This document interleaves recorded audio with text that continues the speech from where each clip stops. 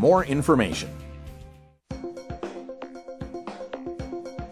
Arguing for the end of adult marijuana prohibition is easy because we have facts, science, reason, compassion, evidence, truth, and logic on our side. It is even easier when researchers catalog it all for us. Learn how to gather the facts on marijuana use, arrests, seizures, rehabs, drug tests, and more in this edition of Drug War Data Mining. Welcome back, everyone. 22 and a half after the hour. And one of the fun parts of my job is I get to peruse government websites that talk about marijuana and pick them apart when necessary.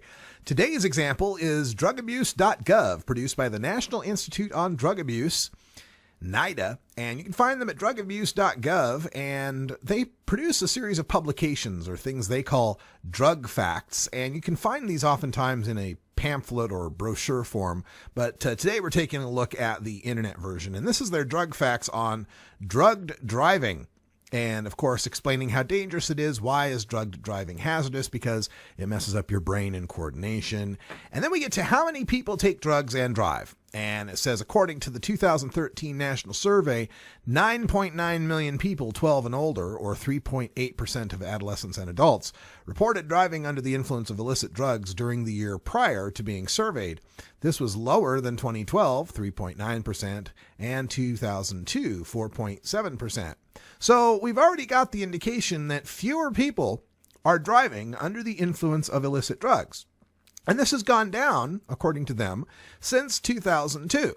It's gone down by almost 20%, I'm estimating, since 2002. Now, what else happened since 2002?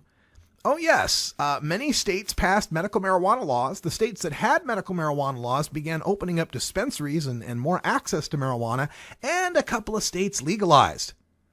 Why is it that when we take a look at these kind of correlations, we never get any response from the drug abuse and the anti-marijuana people? But when it works the other direction, they can't stop talking about the correlations. They also point out in this that according to the survey data, young adults aged 18 to 25 are more likely to drive after taking drugs than any other age groups. Well, that's true of 18 to 25-year-olds in the case they do a lot of stupid things. But the important part here is how often does drug driving cause accidents? And I wanted to take a look at this point they made right here. Two things side by side. One, teens and drugged driving. Vehicle accidents are the leading cause of death among young people aged 16 to 19. Teens' relative lack of driving experience combined with the use of marijuana or other substances can be tragic. And then along the side here, what drugs contribute to accidents? After alcohol, THC, the active ingredient in marijuana, is the substance most commonly found in the blood of impaired drivers, fatally injured drivers, and motor vehicle crash victims. All right, full stop right there for a second. That's quite a jump there. We're talking, okay, the impaired drivers, the fatally injured drivers, okay, drivers, but then the motor vehicle crash victims? So, like, you got a van full of people that are pot smokers, and there's 10 of them in the van, and they get run into by a drunk driver. You got 10 marijuana-involved motor vehicle crash victims. It's not their fault they got run into. And they're being high or having THC in their system, even if they weren't impaired, it had nothing to do with it. They're sitting in a vehicle and got hit.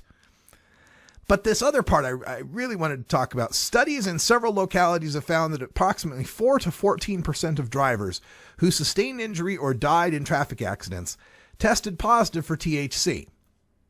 And they also combine that with the fact that 16 to 19-year-olds are the most dangerous. And let's also consider that 16 to 19-year-olds are the ones that will be the most likely to have used marijuana. When you look at the graph of how often people use pot, it's a bell curve that spikes right around 18, 19 years old, where people that age, between 20% are using monthly and about 33% are using annually. And since it stays in their system for so long, it's no surprise that we're going to find it in them.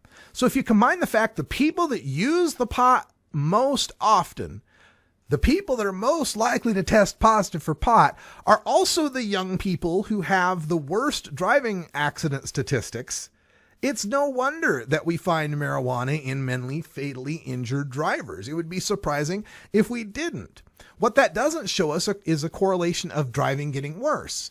And if we take a look at the National Highway Traffic Safety Administration data for that age group of 16 to 20, it has plummeted from about 5,000 deaths a year in the 1990s to less than 3,000 deaths a year in 2012. And when you take a look at this in the states like Colorado and California, as they opened up their access to marijuana, those driving deaths plummeted. Perhaps young people are choosing marijuana over alcohol, which is far safer for them and far safer for everyone else than drunk driving is.